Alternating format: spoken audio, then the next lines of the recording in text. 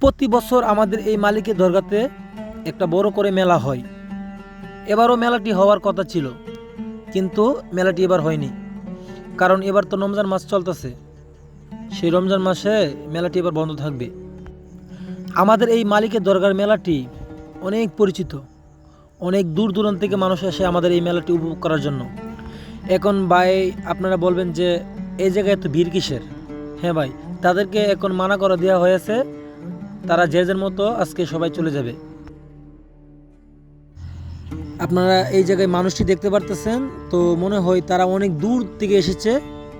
তারা মনে হয় আজকে যাইতে পারবো না, কারণ তারা মনে হয় আজকে এই জায়গায় রাত কাটে সকালে মনে হয় চলে যাবে। আচ্ছা, আমি একটু সামনে আগাই দেখি সামনের কি পরিস্থিতি। তো ফাইনালি আমি একটু সামনে আগায় দেখলাম এই জায়গায় কিছু লোক পাক করতেছে। তো তারা মনে হয় আজকে পাক টুক করে রাত্রে মনে হয় খাইবো, তারা খাই মনে হয় সকালে চলে যাবে। তো ফাইনালি আমি দরগার পিসের গেটে আইসা পড়লাম। পিসের গেটটাও খুব সুন্দরভাবে সাজানো হয়েছিল।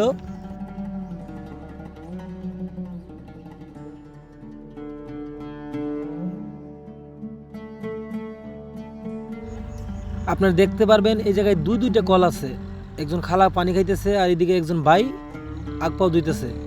তো যাই হোক, আমি একটু ভিতরে আগালাম। ভিতরে আগিয়ে দেখলাম ভিতরে কি পরিস্থিতি। ভিতরে ঢোকার পর বাম সাইডে তাকানোর পর একটা মসজিদ দেখতে পেলাম। তো মসজিদটি দেখার পর আমি একটু সামনে তাকালাম।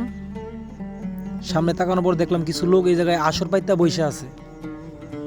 তারপর একটু সামনে তাকানোর পর দেখলাম এই জায়গায় দুইটা কবর আছে। তো কবরটি মনে হয় বিশেষ কেউরই।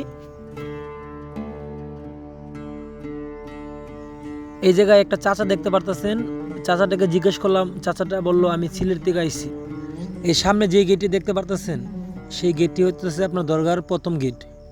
তো আপনারা যদি কোনো জায়গাতে আসেন তাহলে এই গেট দিয়ে আইসা আপনার দরগার ভিতরে ঢুকতে হবে। এই জায়গায় আপনারা দুইটা দোকান দেখতে পারবেন, একটা হলো ডান সাইডে, একটা হলো বাম সাইডে। এই দোকানটি আপনারা এমনিতে সব সময় খোলা পাইবেন। এই দোকানটি 12 মাসই খোলা থাকে।